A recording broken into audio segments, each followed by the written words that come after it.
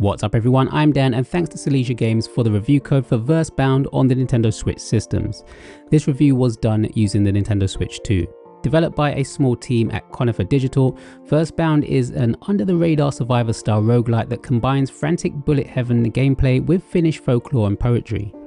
The premise revolves around characters pulled from the Kalevala, Finland's national epic. Rather than creating a completely original fantasy world, Versebound embraces mythology, folklore and poetry to tell its story.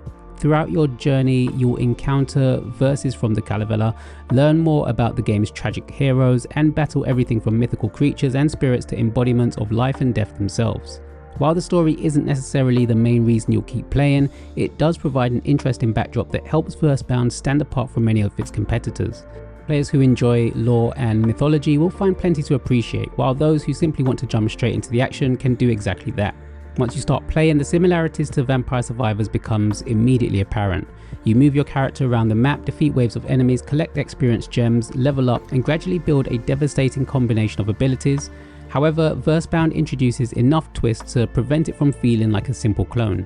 Movement is handled with the left stick, while your basic attack can be aimed using the right stick. Alternatively, you can enable auto-aim, allowing you to focus entirely on positioning and survival. I found both options worked well, but auto-aim often felt like the best choice given how chaotic things can become later in a run. One mechanic that quickly became essential is the Mighty Leap ability. Every character has access to a movement skill that allows them to escape dangerous situations, cross environmental gaps, and avoid being trapped by enemy swarms. Trust me, you'll need it. Versebound is not an easy game. In fact, difficulty is arguably one of the game's defining features. Unlike many survivor-style games where you eventually become so powerful that enemies melt away without effort, Versebound keeps the pressure on throughout the entire run. Health pickups are limited, enemies remain dangerous from start to finish, and it's remarkably easy to get surrounded if you lose focus even for a few seconds. More than once I found myself confidently carving through hordes only to suddenly realise I'd positioned myself poorly and had no safe route to escape. The game constantly demands your attention, and while that can occasionally feel punishing, it also makes every victory feel incredibly satisfying. Building your character is where much of the strategy comes into play. As you level up, you'll unlock active abilities and passive bonuses represented by poems from the Kalevala. Defeating mini-bosses rewards souls that can be used to transform fully upgraded abilities into powerful artifacts, creating opportunities for some genuinely interesting builds. There's always another upgrade to chase, another ritual to complete, or another build combination to experiment with.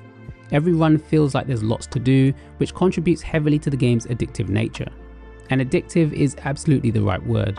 Versebound nails that just one more run feeling that defines the best roguelites. Even after a frustrating defeat, it's hard not to immediately jump back in and try a different strategy. Visually, Versebound adopts a minimalist pixel art style that fits the genre perfectly. The environments may not be overflowing with detail, but the visual clarity is excellent, which is crucial when hundreds of enemies are flooding the screen. Character sprites, attacks, and enemy designs are all easy to read during the chaos, helping gameplay remain the focus. The game genuinely maintains a smooth frame rate even when the screen becomes packed with enemies and visual effects. Controls feel responsive, and aside from the intentionally deliberate movement speed that forms part of the game's challenge, everything feels polished and reliable. Another standout feature is the soundtrack. Whether you're exploring, preparing for battle, or desperately fighting for survival during the final moments of a run, the music does an excellent job of elevating the atmosphere.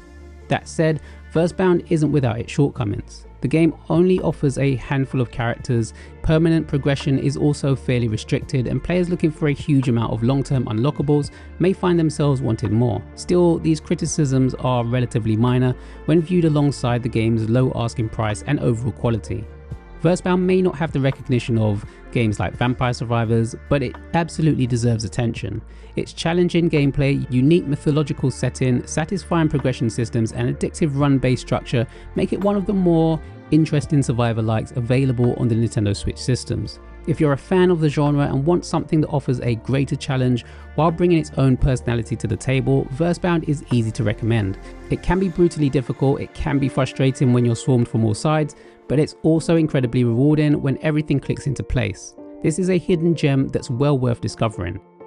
Versebound is out now on the Nintendo eShop, priced at $5.99 in the UK and $6.99 in the US. Let me know if you decide to try this one out. Thanks for watching as always, and until next time.